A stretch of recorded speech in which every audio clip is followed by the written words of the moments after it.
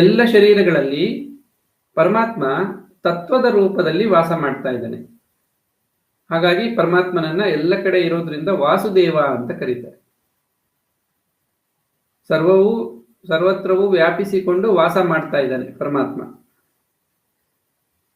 ಯಾರು ಜ್ಞಾನಿಗಳು, ಮಹಾಪುರುಷರು, ಅವರು ಹೊರಗಿನ ನಾಮರೂಪಗಳನ್ನು ತ್ಯಜಿಸಿಬಿಡ್ತಾರೆ. ಯಾಕೆಂದ್ರೆ ಈ ನಾಮರೂಪಗಳು ತಾತ್ಕಾಲಿಕ ಮತ್ತು ಅಸತ್ಯ ಕೂಡ ಆಗಿದೆ.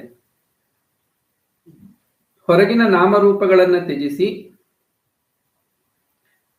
ಆ ನಾಮರೂಪಗಳ ಅಂತರಾಳದಲ್ಲಿ ಅಥವಾ ಆ ಆಕಾರದ ಅಂತರಂಗದಲ್ಲಿ ಇರುವಂತಹ ಪರಮಾತ್ಮ ತತ್ವವನ್ನ ಮಾತ್ರ ನೋಡ್ತಾ ಇರ್ತಾರೆ.